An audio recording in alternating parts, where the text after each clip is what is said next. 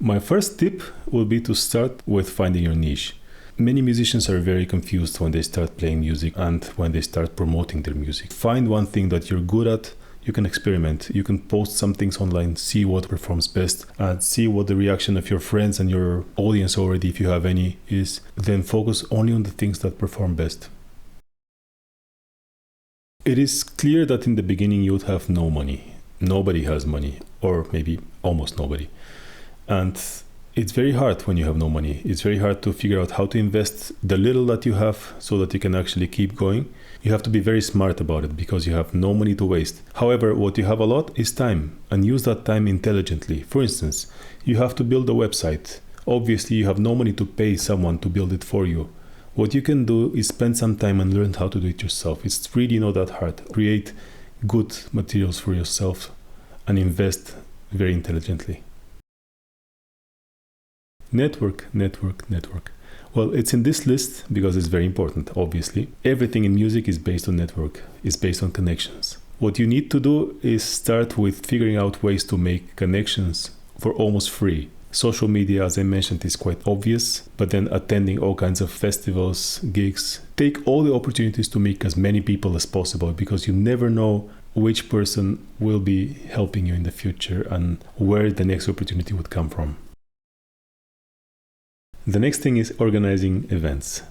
And why do I focus so much on that? I'll tell you a story. In the beginning, nobody cared about what I did. Like I started playing jazz, I was already playing folk music. So people really were like, okay, where are you? Are you a folk musician? Are you a jazz musician? What are you doing? And like the folk musicians stopped calling me. The jazz musicians didn't know that I was existing, and nobody cares that I play jazz on the Kaval.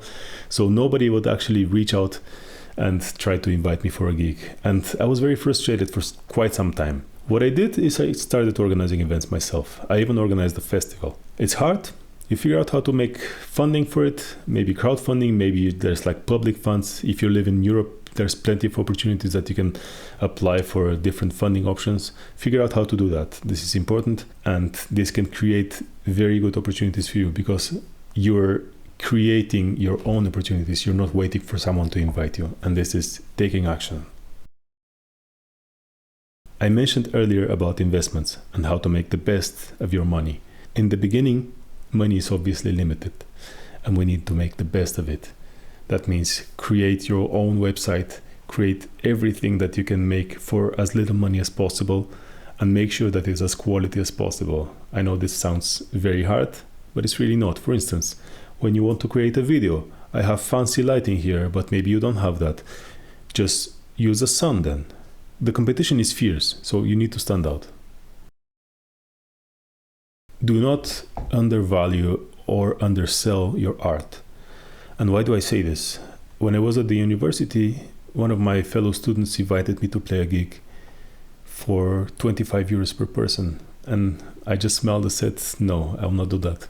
I would rather do something for free or I get paid properly. And why?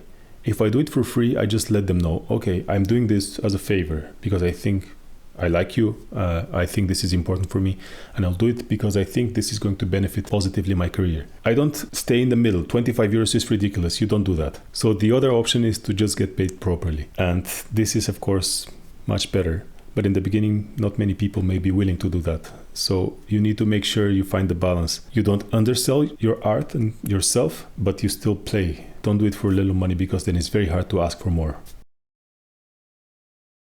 Learn to promote yourself. First of all, make sure you look proper. I see musicians all the time going to a gig with a pajama. This is ridiculous. Don't do that to yourself. This is disrespecting your own art and your own music.